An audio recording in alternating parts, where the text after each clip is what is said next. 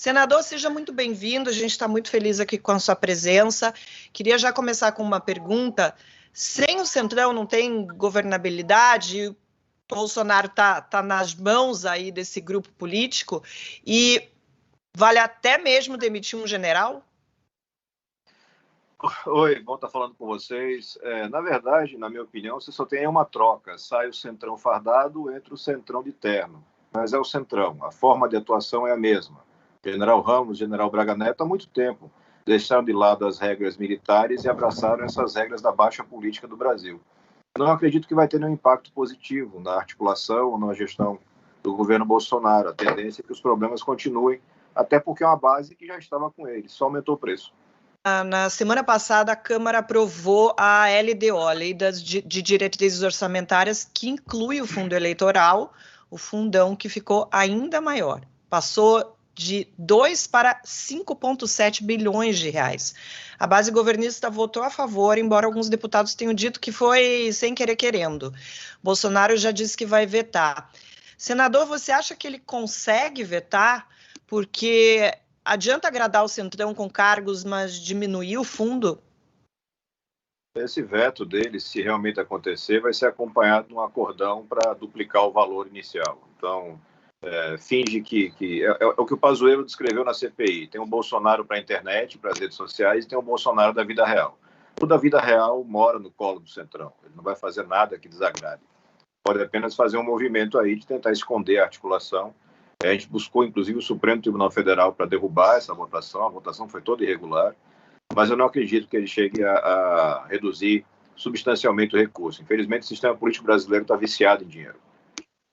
Porque mesmo dobrando ainda é muito dinheiro, né? Ele pode até usar esse discurso para essa base para quem ele fala na internet, mas ainda assim é muito dinheiro, mesmo que ele vete esses 5,7 bilhões.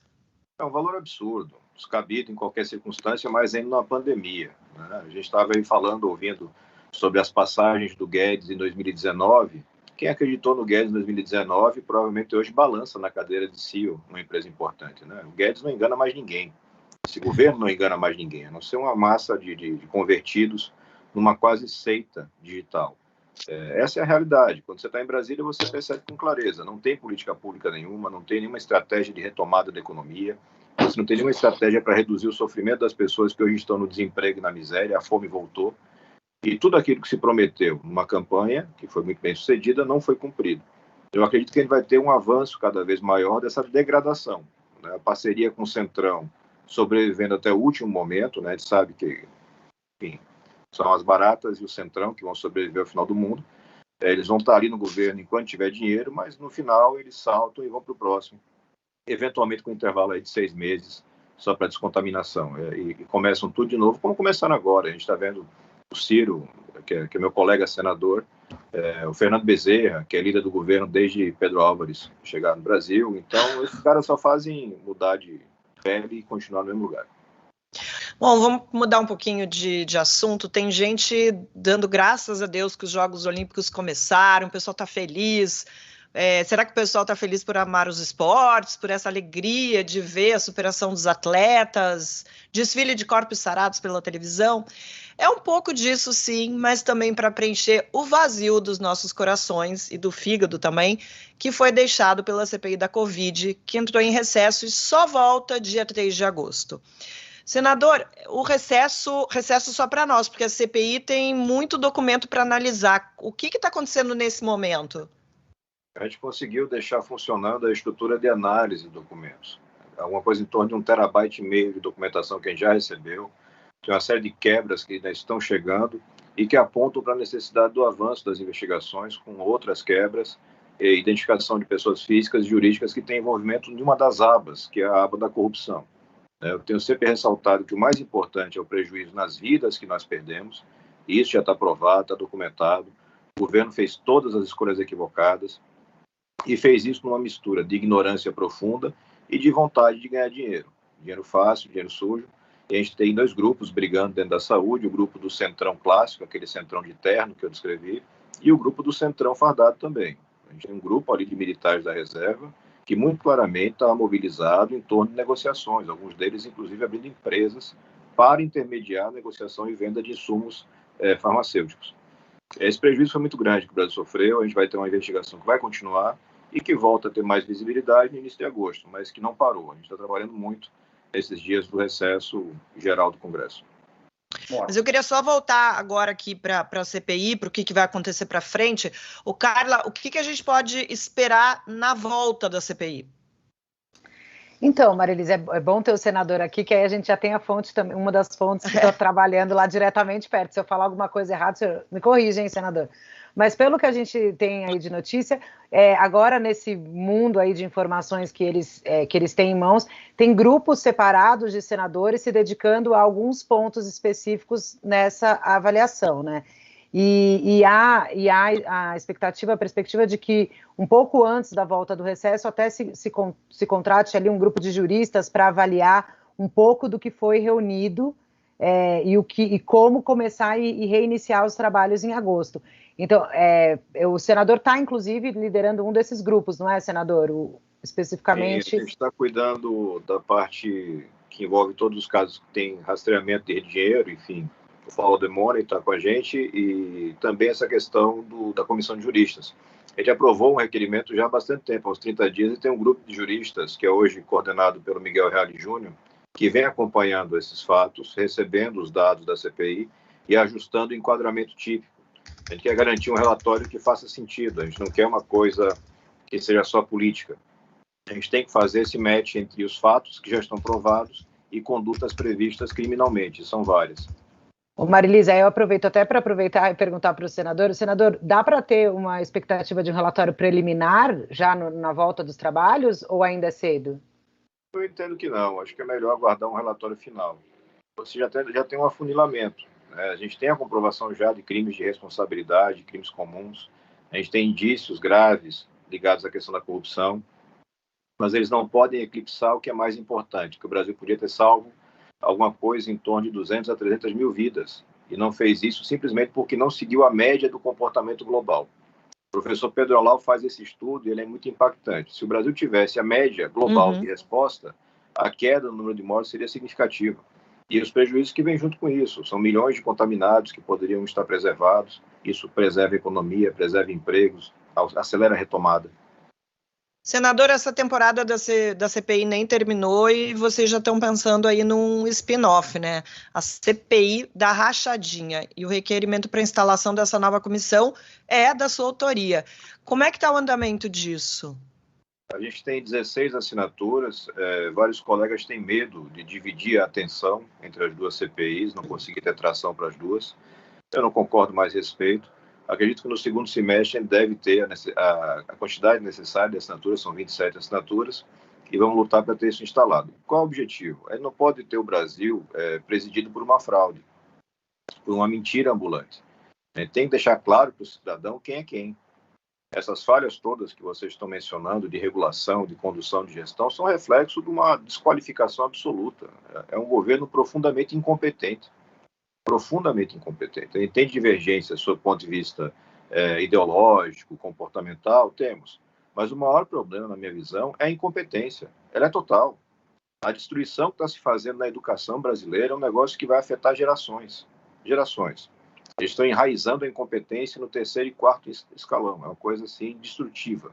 Eles estão trabalhando para aparelhar e para reduzir a independência da Polícia Federal, do próprio MPF.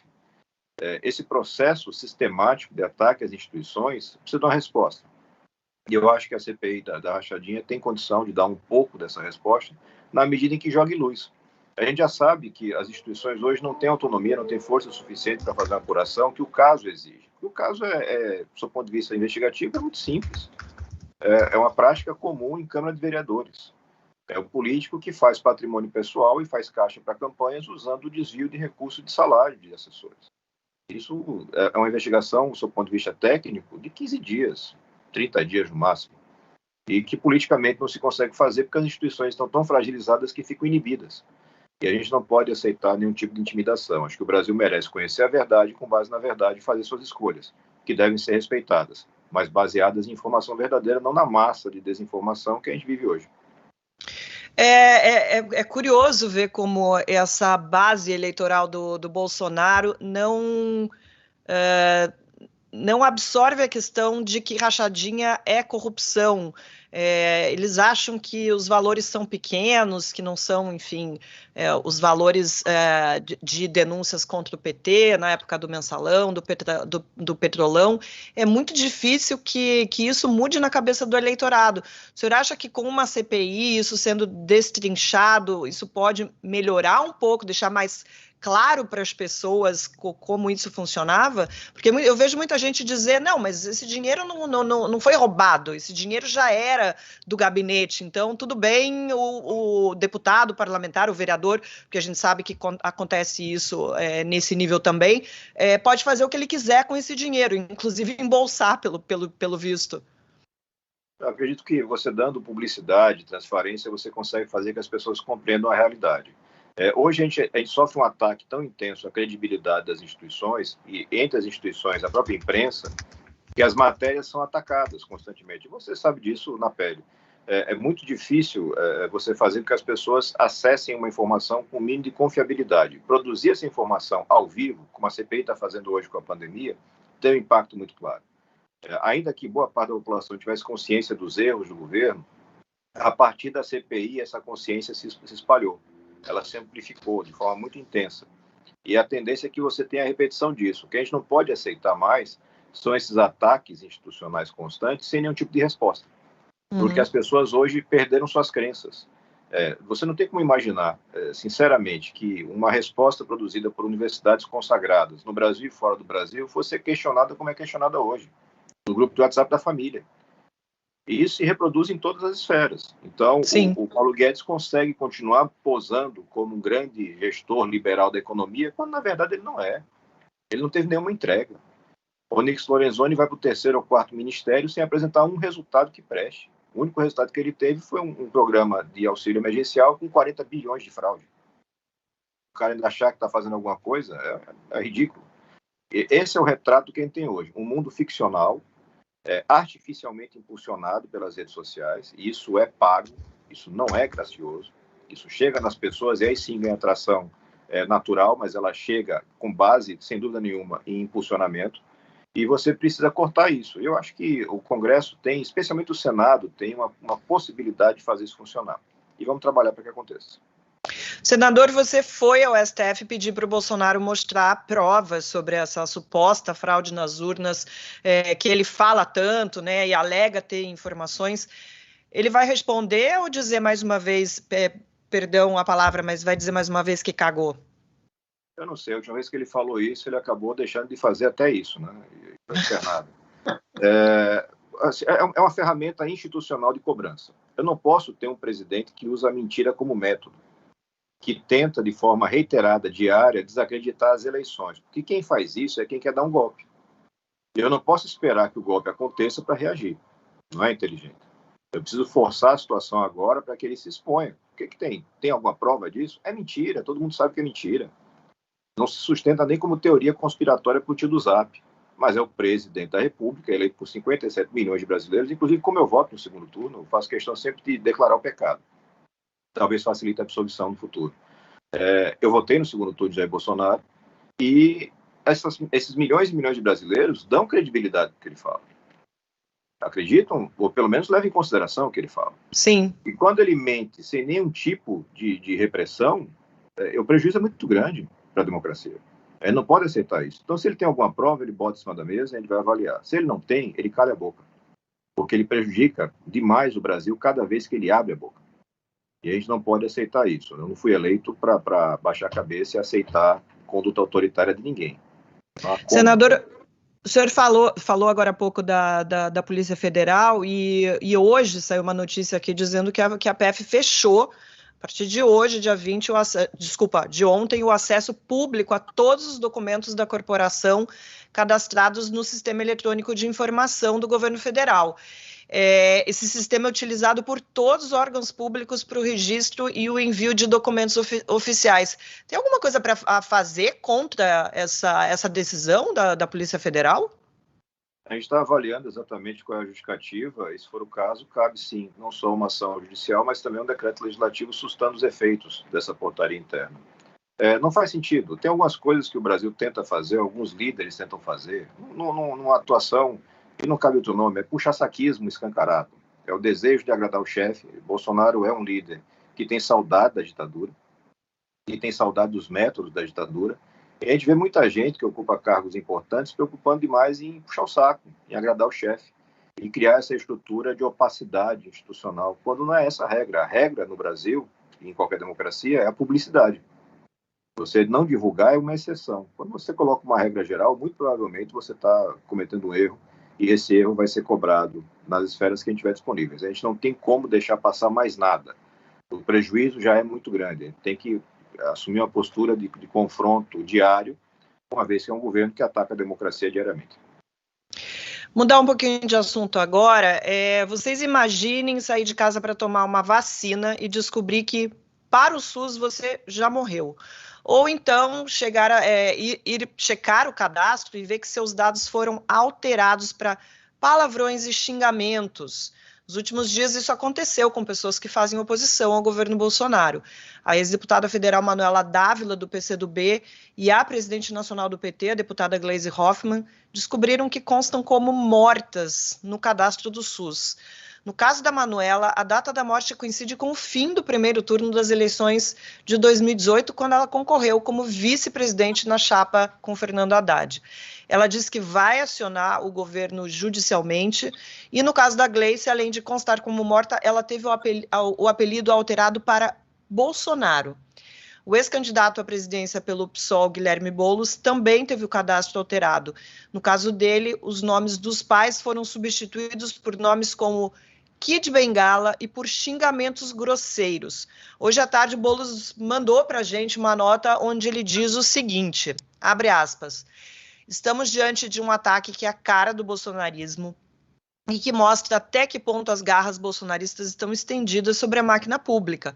É lamentável que nem mesmo o SUS esteja a salvo do gabinete do ódio. Fecha aspas. De acordo com a assessoria, o Boulos ainda não recebeu nenhuma explicação do Ministério da Saúde. Senador, você já conferiu o seu cadastro para checar para que se não foi atacado também? Por enquanto está tudo bem. Né? Já fui vacinado e não tive nenhum problema no cadastro, não. Mas é lamentável. É um sintoma do descontrole, né? Da aceitação que você tem com esse ritmo de ofensas, xingamentos, desrespeito. Isso contamina o sistema como um todo e exige uma reação muito forte do Congresso Nacional. Afinal de contas, todo mundo foi para a rua, pediu a confiança e o voto das pessoas. Passou da hora de honrar essa confiança e defender aquilo que é mais importante, que é a liberdade. Se você não consegue ter liberdade, todo o resto se contamina, todo o resto se coloca em risco. É lamentável, e mesmo não tendo uma sintonia ideológica com a Gleisi, por exemplo, ver esse tipo de ataque, que é sempre mais grave, mais incisivo contra as mulheres, é muito triste e mostra o tamanho da jornada que a gente tem que cumprir ainda para ter um país que preste. Senador, o senhor já teve que tomar alguma providência em relação à sua segurança? Já soube que teve algum algum dado pessoal vazado e teve que tomar providência sobre isso? Bom, primeiro, falar um pouquinho sobre o Pegasus. Eu que entrei com a ação popular para suspender o edital que abria a possibilidade da compra. Eu conheço o sistema. O grande problema dele é que ele não é auditável. Então, você não tem como saber quais são os alvos. E isso é incompatível com o nosso sistema constitucional, absolutamente incompatível. A gente não pode ter no Brasil isso em funcionamento. Esse é um ponto. Acho que todos nós já sofremos algum nível de ataque nas redes sociais. É meio que inevitável hoje. E o seu caso específico é uma consequência da infiltração bolsonarista que você tem hoje nas equipes e nos grupos de segurança pública, que naturalmente têm acesso a esses cadastros por conta da atividade e que agora utilizam isso para pressionar, enfim, para perseguir adversários, opositores ou mesmo críticos. Tem problemas sérios, esses problemas passam pelo desenho da arquitetura das redes sociais, tem problemas graves ali.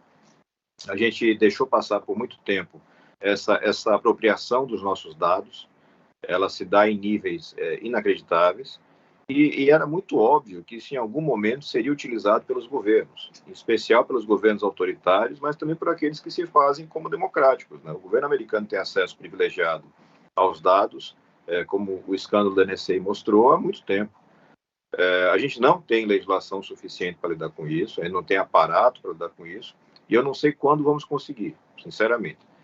Acho que é um desafio que não é num curto prazo, como é agora um desafio eleitoral com Bolsonaro, mas a médio prazo você não tem democracia se você não tiver o mínimo de segurança nas redes, porque ninguém suporta um ataque digital de alta escala. Agora eu estava recebendo, por coincidência, um ataque aqui, literalmente inventando um episódio num lugar onde eu não estive, com quem eu não estive, enfim, alguma confusão com eleitores bolsonaristas, que simplesmente não aconteceu. Mas é suficiente você inventar um fato, divulgar o fato e tentar causar um desgaste. E assim você vai fazendo uma bola de neve nas redes sociais e engajando gente, mobilizando gente, e o algoritmo favorece isso tudo. A gente vai ter que melhorar muito nossa regulação, passa por melhorar a qualidade das pessoas que fazem a regulação, porque é difícil você conseguir avançar na regulação com gente que não tem a menor ideia do que você está falando. Mas a gente tem que dar alguns passos. A gente tentou, com a aprovação da legislação de combate a fake news, na parte apenas de disseminação, não de conteúdo, de avaliar o que é fake e o que não é fake, isso é muito difícil de fazer, mas nos mecanismos de divulgação, que são ferramentas que estão acessíveis para qualquer um que tenha dinheiro hoje.